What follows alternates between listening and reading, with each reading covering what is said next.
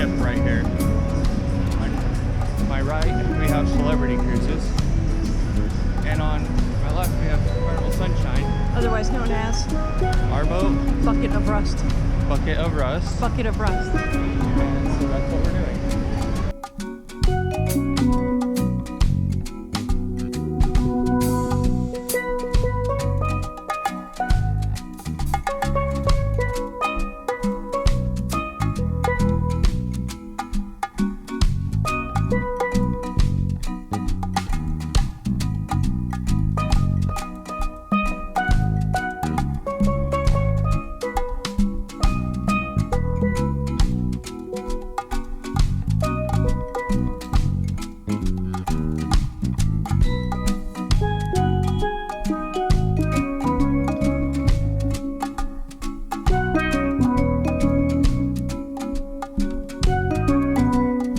About the building.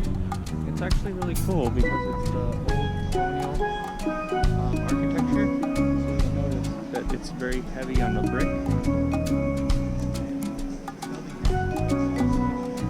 Very colonial because it is also very heavy on the brick. From the early days of settlement.